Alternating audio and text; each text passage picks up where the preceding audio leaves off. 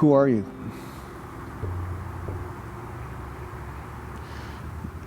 A lot of people think that they are their thoughts, or they are their emotions, or they think that they are their body.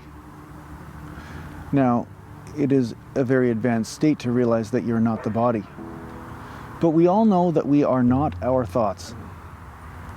Your thoughts can change. They come and go.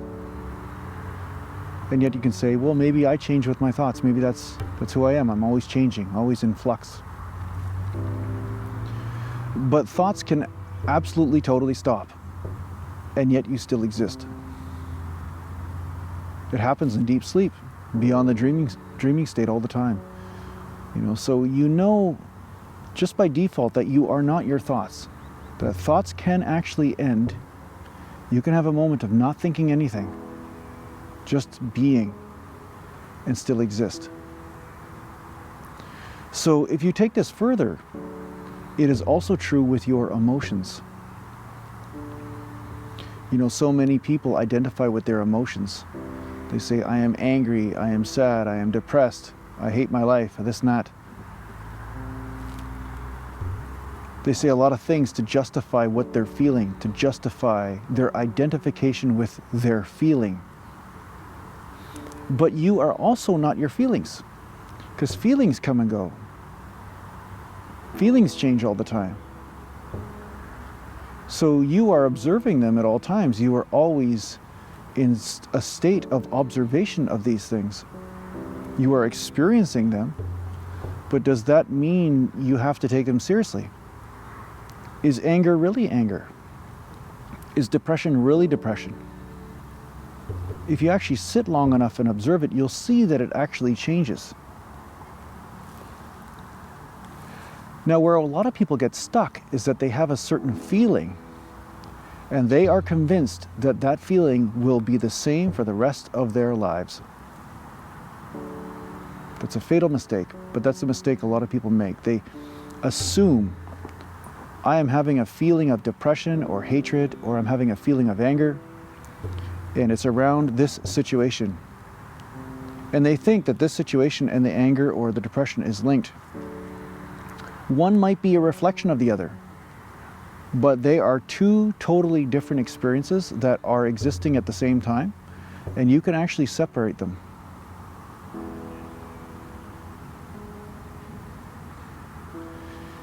In the end, on the spiritual journey, you have to start to understand that your experiences are negotiable.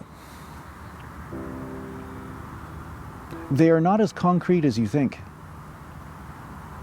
If you are angry or depressed or happy even, or have anxiety or this, that, they are just experiences that flow over you, just like spiritual weather. I always call it spiritual weather. It's like weather that flows over the planet. So one day it's raining, one day it's sunny, one day it's snowing. But the planet remains the same. The planet remains as it is. The planet is there even though the weather is changing. So the reason why people suffer so much is that they don't have a context. They feel that they are the emotions. They feel that they are these energies.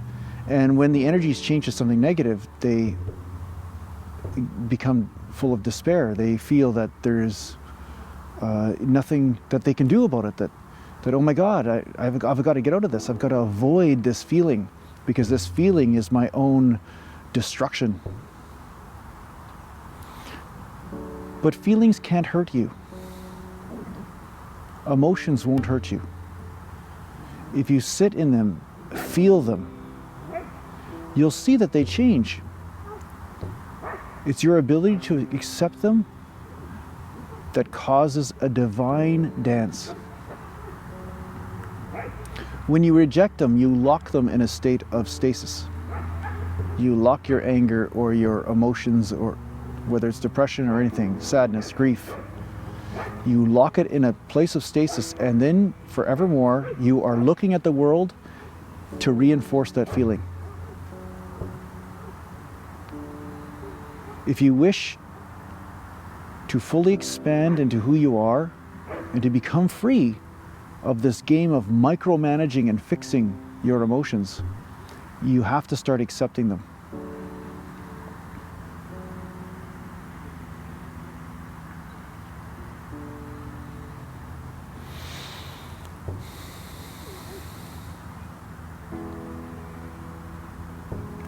Emotions come and go. There will be lots of pleasant emotions in this life and lots of unpleasant emotions. You will never control them. But what you can do is fall deeply into who you are by not fixating on fixing your emotions.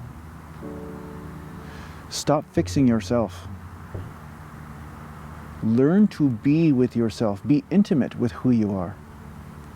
That's what meditation is about. Being intimate with every single reaction you have, with every emotion that comes up, with every experience in the body. You are becoming intimate. Just like a baby is with a mother. You become intimate with your life, with yourself. You just be. Stop fixing, stop doing, stop running from your own internality.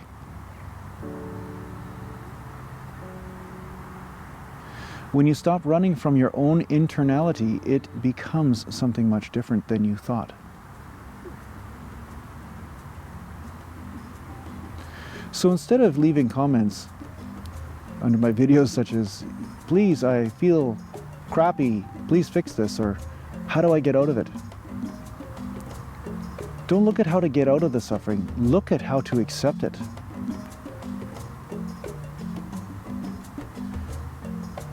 It's an internal tug-of-war thing that you have going on that's causing all of the problems.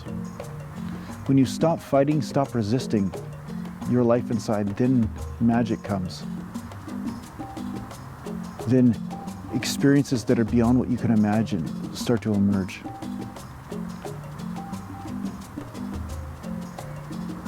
I hope this helps. Thanks for listening. I'll talk to you again.